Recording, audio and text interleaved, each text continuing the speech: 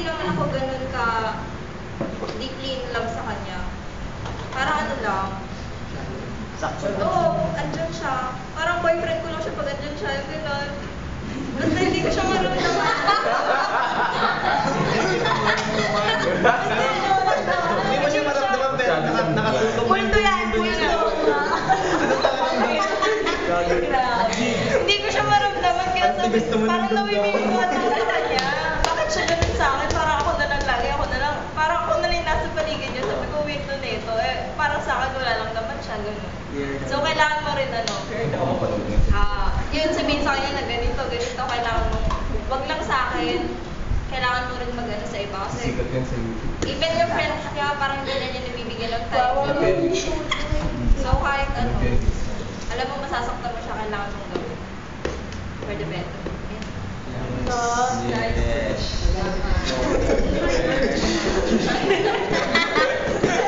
Yan. Wala kami naintindihan. Wala. Ito lang, yung sinaktan. Ano? Sinong nanakit? Yeah. Hindi ba? Yeah. Ay, di ba? Di. Ang lalaki. Kasi ganito. Babansya na. Mas maganda yun, ano, no? Nahuhuli, no? Hindi kasi ganito yun. Wala Wala akong masabi. Kaya may, ano na, para sa akin kasi yung tanong na bakit kailangan mo saktan yung tao na napaka-ano sa akin, napaka-ironic. Parang hindi ko siya masasagot kasi in the first place, mahal mo siya eh. Mahal mo siya, pero bakit kailangan mo siyang saktan? Kaya ano, para sa akin, ano, medyo off yung question. Oo, may mga bagay kang nagagawa na kagaya ng sabi ni hindi sinasadya. May mga bagay na may mga circumstances tsaka may mga pangyayari sa buhay mo na talagang makaka-apekto sa kung ano man yung meron kayo. Siguro ano, parang meron kang isang bagay na gagawin base na rin siguro sa pag-uway mo ng mga bagay-bagay na yung mga pangyayari mo. Meron kang bagay na isang magagawa na talagang makakasakit sa taong mahal. Yun nga yung sinasabi ninyo, para wala nang lalong masaktan, gagawin mo yung bagay na yun. Mag-decide ka para sa inyong dalawa. And eventually, yun nga, mauuwi sa letting go. Pero ano, ang mahalaga doon, kung nag-mature ka ba, o kung pinangahawakan mo pa rin ba yung desisyon na yun, parang kung isipin mo ba sa puntong to,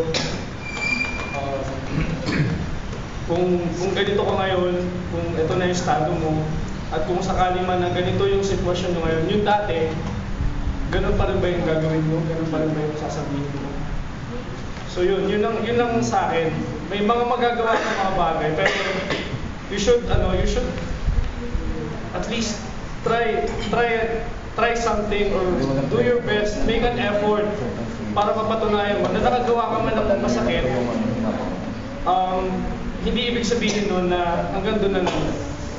Gagawa ka pa rin ng dahilan para tutulong ka pa rin para ayusin yung kung ano man yung sakit na nabigay mo nila. Ano na yun, nakikita ko rin siya sa family.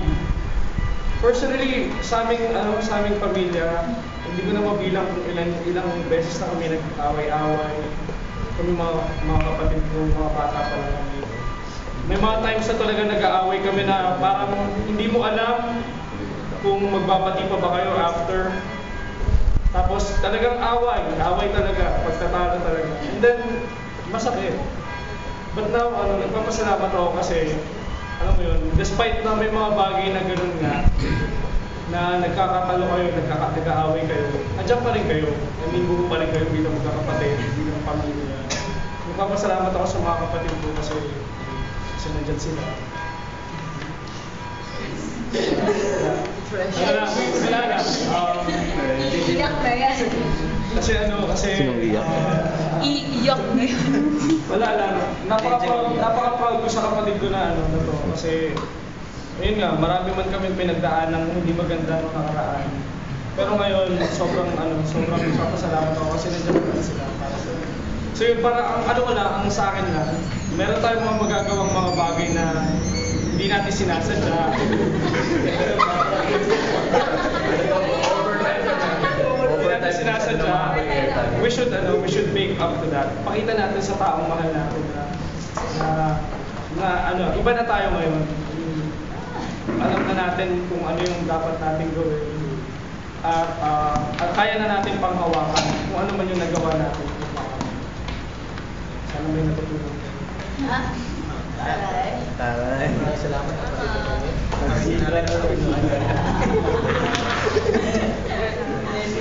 Hot seat. Sa akin naman, ako naman yung sinaktan.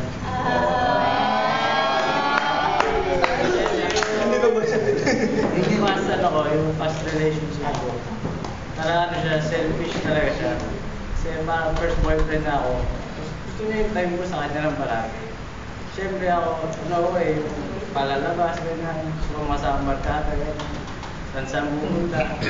Parang gusto niya sa kanya lang iikot. Parang inalis na lahat ng mga gusto kong gawin. Parang nag-stuck ako sa kanya. So,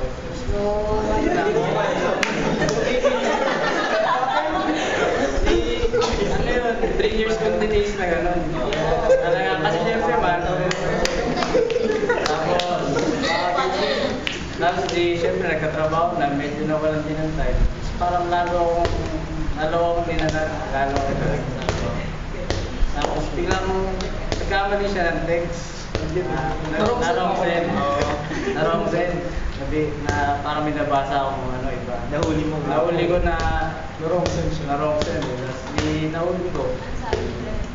Secret na. Basta may nakita ko na nag-usap siya na siyempre masakit sa akin. Nag-usap siya iba. Oo, nagkamali. Tapos yun, sabi ko nung nalaman ko yun, sabi ko, siyempre doon tagal kong tinis 3 years ako nag-tinis na gano'n. Anong biglang nagsabihan na lang laging gano'n. Sabi ko, tinigil ko na, sabi ko ayoko na talaga. Sabi ko, tagal ko nag-tinis, tapos bigla na lang ganyan sa ulit. Tapos, yun, tapos nung nag-break kami, parang may pagbalikan ganyan, sabi ko, tama na yun kasi betrayal na yun eh. Sabi ko, kung nagawa mo sa akin ngayon, baka magawa mo pa sa akin.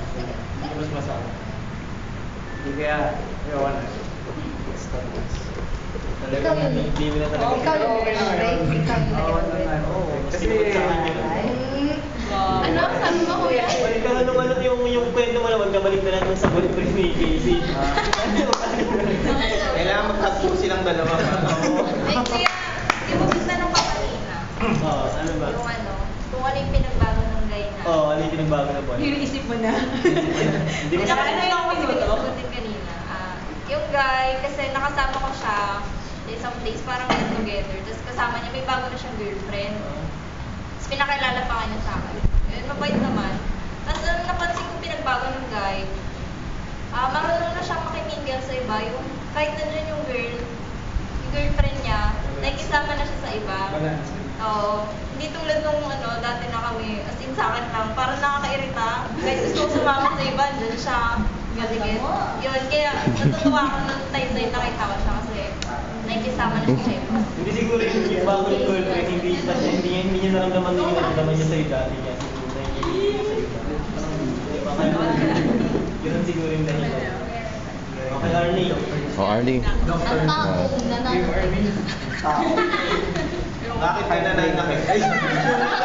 Share mo na. Murderer ka. Grabe mo eh. Tatawa. Natawa ako. Sige, Arnie. Labas mo na siya. Hindi, Hindi, siguro sa sa friendship muna.